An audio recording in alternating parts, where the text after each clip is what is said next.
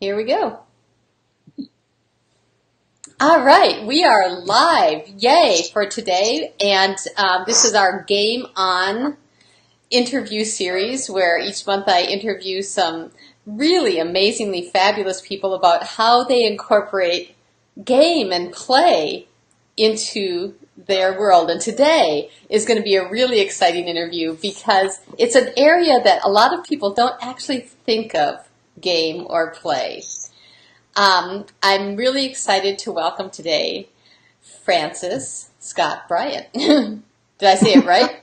Other way around. Other Bryant-Scott. Oh, that's so funny. So I've worked with Franny now for almost a year, and I still get her name sideways. So I'm sorry, Franny.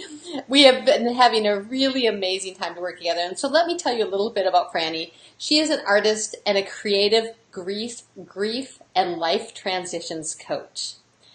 She works with people who have been touched by death in some way and who are maybe afraid of spending the rest of their life regretting what could have been. She helps them stop waiting for someday and start creating a fulfilling now. Franny's been an artist her whole life, and even especially when she didn't even know it herself, right? Some of us artists had to take some time to find that we were artists. She brings creativity and spirituality to her work. And with materials like textiles, collage, even hand-built clay, she does some really, really cool stuff. And ever since she created a ritual of remembrance around a little bird that she found as a small child, she has continued to feel passionate about the transformative and healing power of art of all kinds. From a cardboard box with flowers to more sophisticated art materials and everything in between. And so she really shares her conviction that there's no barriers to expressing one's soul through art. You don't need skill, you don't need fancy materials, and actually no training necessary. And so today we're going to dive deeply into all the amazing things that Franny are. So I'd like to welcome Franny to our interview today. Franny, would you like to tell us a little bit about you and who you are and what you do? Hi, Jean. Sure. My background training started with social work, and then that burned me out. Ask any social worker in the audience. And then I discovered that there was such a thing called art therapy, and I moved into that a few years ago. But one of the things that lasted from when I was as far back actually as a student social worker was just the feeling I had of fulfillment when I was working with people who were either grieving someone that they had lost or were themselves at end of life. And I couldn't have explained it then, and I think I'm only creeping closer to it being able to explain it now, but that's where my heart really is. It's a period in time when you've kind of been stripped bare and you know what's most important. And for me, that's always been creativity. Or maybe creativity is where I find that same ability to meet what's most important to me. And I think that people in grief and people who are recognizing their own or somebody else's mortality are also in that space of really there is nothing left to stop you. So you get really willing to explore and be brave.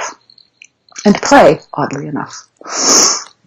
Oh, that's absolutely beautiful. And, I think that one of the things that you also talked about and shared, I'm going to remove this little butterfly from my screen so it's not blocking our faces. All right, there we go. Click that. Okay, cool. Little cleaner screen to look at. I really love that how you use art then through transition and how that's been really helpful for you, especially as you look even at your business and how you've structured your business and things shifting for yourself over time. How have you used art in your own life for transition? Like what does that look like? It's kind of the ground of everything, so it's hard to tease that apart. Because art is a place where it kind of feels safe to make mistakes. And I know that isn't true for everybody all the time. When you're starting a project, it can feel like it's utterly not safe to make mistakes. And most of us had a teacher somewhere along the line that made that even harder by telling us that, cows weren't supposed to be purple. But they are. What? I know. Art is a place to, in a way, practice. So if I can imagine something and just let materials do what they need to do, that in a way kind of gives me a running start on the risk-taking that's necessary in business, to decide to go into a field that sounds a little crazy, like let's mix art and death. So I'm not sure if that makes sense, but it's a place of really ultimate freedom. Art is a place where you can be anything, do anything, and if you can learn how to get brave in art, then you can learn how to get brave in just about anything. Well, I think that's really true. And so you and I kind of got together last year around the idea of even not just art and creativity, but play in business. And what would that look like? And what had you inspired to think that, maybe play matched up with grief and loss? Well, honestly, partly it was the happenstance, and synchronicity happens around Jean all the time. I just want people to know this, of being in a program with somebody else who was working with Jean, and it had always been in the back of my mind to, I love art journals. I love books with blank pages. I love card decks that give you something to do or to think about or to move you into action. And I actually was handed a deck of Jean's cards, and I thought, oh, you can, because for me, business was more frightening than grief. Business was terrifying. How do I ask people to come to me for something that is hurting them? That always jarred for me. So the idea that I could bring play into something that for me was terrifying kind of opened the door to think, oh, well, gee, maybe, I don't just have to come up with yet one more grief journal, because there's a lot of those out there. But maybe there's a way to bring this sort of open, joyful, happenstance kind of thing. Games have a lot of chance in them, like transition does, like life does, and it just, on a kind of woo-woo level, I suppose, they really matched up for me. Well, That's what happened. Exactly. You started to talk about synchronicities and that kind of thing. And, the truth is, when we started working together, I was kind of wondering how we were going to put those things together. And somehow we just really linked together, like our energy kind of came together. And when we started doing visualizations around, what play would look like around that, I would start waking up and having dreams about your game. Like, okay, Franny's got this game, lost, death. And it was astounding to me that I'd be waking up in the morning saying, wait, I've got a new part of this. Here's exactly what we can do and how it will work. And the exciting part about that for me was saying, how do we really, support and help each other in this kind of inquiry, right? We're looking at how do you put play and loss together? How do you put game and transformation together?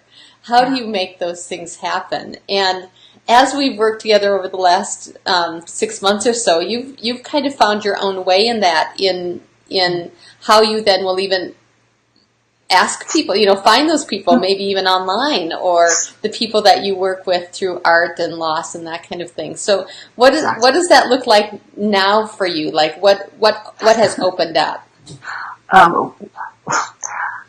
What has opened up really has been this newer understanding of my own pace, and that has come, I think, mostly through working with your game, recognizing that having other people tell me what to do and when to do it, and usually they were telling me to do things faster than I was comfortable with, and that just jarred so badly against my own understanding of how people need to be around loss. There's no such thing as the right order to do it in, or the right timing to do it in, or any of those things. It really has to do with tuning deeply into where you were at.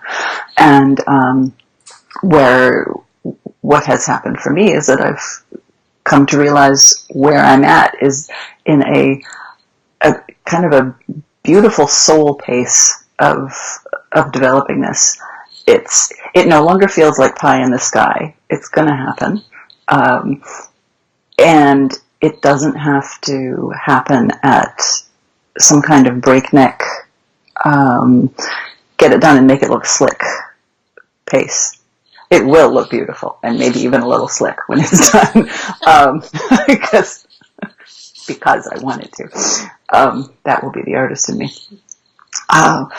But to allow my own pace through this, it's really mirroring my own process of transformation, of transition, that, okay, if I'm going to work this way, then I need to honor every single step of getting that way, so that by the time I've created something, it's really grounded in real transition and in real process.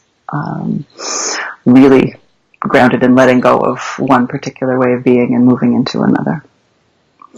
That makes me think of, we created these archetypes, the angels, peacocks, and butterflies, and talk about them in that same kind of context of, how you approach a project and that kind of thing. Mm-hmm. And of course, Franny's a total angel. Yay for angels, because it is about that pace, right? And let's honor that. Let's really celebrate that that's your superpower. Because, the truth is about that is that when you start to move into it, you are magic. Because your superpower behind being an angel is actually having things manifest really fast. Really fast. Yes, exactly. And that's the kind of thing that's been happening. And it isn't always what I think is going to happen, but Jean knows. Just things start to go, just fire, bang. Yeah, and so, you say one thing one day and all of a sudden there it is. And I know that in how your world is moving and how your business is moving is going to be unique for you, just as it is for everyone, right? Everyone has this pace and this true timing, and truly honor how you are stepping into that is such an amazing way to approach your business, your game, how you find people. Yeah. And then even identifying your ideal clients. And now one of the things that you've been doing also is shifting to from a more in-person model to a social media presence and even being seen. So how's that been going? Like what happened throughout that? Like what spaces did you move through for that? Oddly enough, through the exact same phases one passes through in a work of art, where you get this fabulous idea and you go, wow, that's great, it'll be perfect, and I'll just do it and it'll be fine. And then, 10 hours into painting something, you go through that, oh my God, this is awful. This will never work. This is so uncomfortable. This is, and then you move through that. I don't know whether people have seen these stages, but they're kind of like grief. Not perfectly aligned, but I think it's true. You go through a place where this could never possibly work. This looks terrible. I just want to toss it. And then you start to crawl out of it and see, oh, there's the piece that works. This could be okay. Oh, that works with it. And you find, that is what is happening. Beautiful. For me too in this space is learning as an angel to put my feet on the ground and take steps in real life. And you really have stuff, the butterfly stuff. Well, yeah, and you really have. Yeah. Like that's what's shown up over the time. Like that's it's made it. I'm not gonna not say easy because change is never necessarily but it's easy. Simple. But it's simple. Simple, but it's not easy. Yeah. Yeah. So if you're just joining us now in our interview, I'm talking to Franny about loss, grief, play, joy, and using all of those things as the tools to step into our own timing, into manifesting, into games, and a business model that truly works for you and your life. And I think what's exciting about Franny's journey is that she's all of those things and stepping totally into her and seeing these amazing things starting to manifest exactly what she desires and somewhat scarily into what she desires. And if you're here today, I would love to hear if there's anything that you are in the throes of change on, if you're in the throes of maybe loss or grief over. Even good things cause grief. Sometimes big changes have that. So, Franny, what would you say to someone who is truly, saying, I want to change, or I want to do this, or I want to manifest, but they're really kind of stuck here? Where would you take them through that? Here's the simple but not easy part. We have to go deeper into what it is that we're actually in at the moment. And if that's feeling stuck, then and this is where art's really useful. What does stuck look like? How can we explore and really hold gently that state of being stuck? And the wonderful reality is that as you be with that place, holding it really in tension with the desire you have to be out of it, that actually is that's what allows the movement to happen. And if you're doing it in that curious, experimental, playful kind of way that art making and play allows you to do, then while it still isn't easy, it is easier. If that makes any sense. Well, sure, of course. Well, for me, absolutely it does, because I love standing in that place of play and bringing play to something that maybe didn't look like it had it at all, or that it's not possible.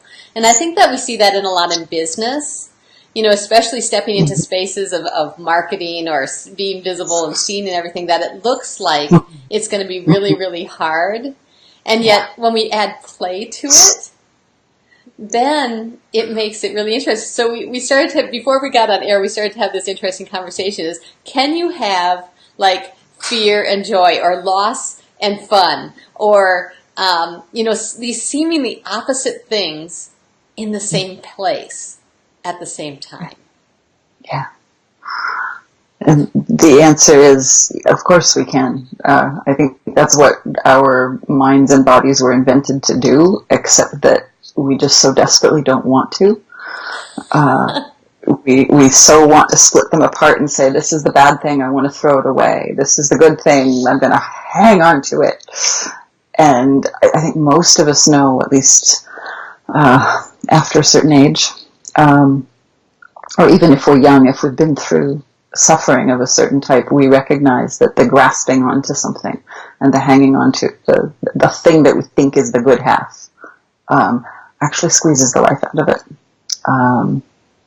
And this ditto, I think, actually with sort of, nursing the agony around something, that if we, sometimes there's times when we really just, it's like, I gotta hurt, I gotta feel how bad this is, I'm gonna watch every sad movie and cry. And that's okay too. I'm not opposed to either of those things. And then there's that point when we realize, oh, isn't that interesting? I'm just trying to hold on to and squeeze something that's precious and happy, and yet all I'm really feeling is the hurt of doing that. Or I'm watching the sad movies because I want to cry, because there is something that feels good in that. So I think we're doing it all the time, just without recognizing it. And it's different to come to that from a place of intention, to say, I'm going to try to sit with both of these. I'm going to try to hold the tender and beautiful and loving memories of somebody that I've lost, and my sadness and ache and just emptiness all at the same time. And if we can hold those in the same two hands, I think that's the place where we can actually find that bigger thing. Because actually that's where I would put the word joy, is that bigger thing that contains all of it. Right. That's beautiful. Sorry. Flight of mysticism there. Well, but this is really so true, because it's about being fully human, right? And this really deep conversation of saying, what does it feel like to be fully human? And the whole exchange of that, to lean into maybe the sadness, or lean into the happiness, or lean into those things, because we get to say, woohoo, we're on a ride, right? Yes. And what a roller coaster. Exactly. So it's so fun to be in these spaces and to look at our business like that, like the roller coaster it is, and saying, well, if it's hard, what if we added fun? Like, what would it look like to add creativity? What color would fun be in this situation? What shape would it be? What texture does it have? And how can we stand in that and create from there? And exactly. I think it's not just fun for us. I think it's fun for the people we serve. Oh yeah, well they're looking at us instead of going hi. Where 6 months ago this interview would have looked different. When you can hold both, when you can add play to it, which you've really taught me how to do, trust has just become so much easier. Okay, we're going live. Okay, let's see what happens. In a way, it's like, oh right, I do this with crayons all the time. We're going to see how this goes. And it's amazing, Jean, but it's worked. Despite what I thought about it, a year ago. Well, exactly, because the desire was there, but then you're like, well, I don't even know what that looks like or how we get there. Yeah, exactly.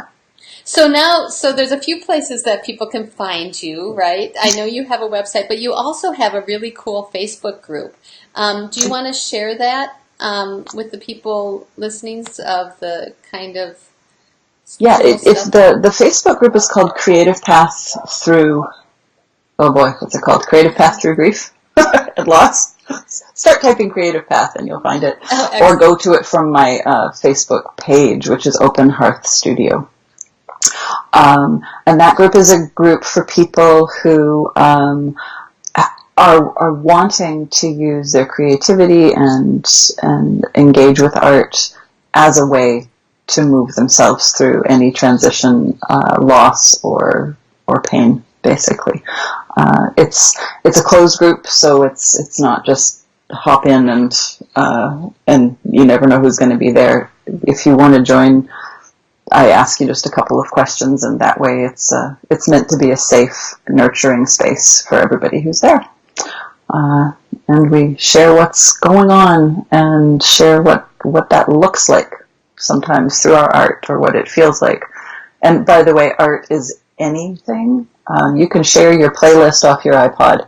That's art. You can share the poem that you've written, or just some writing that you want to do, or painting, or things that look like visual art. I have yet to see anybody post their dance, but I would love to see it. Performance art. Excellent. We make art with everything, our whole bodies, all of our senses. Excellent. And you are also creating a game, which is forthcoming. It is forthcoming in my own angel pace.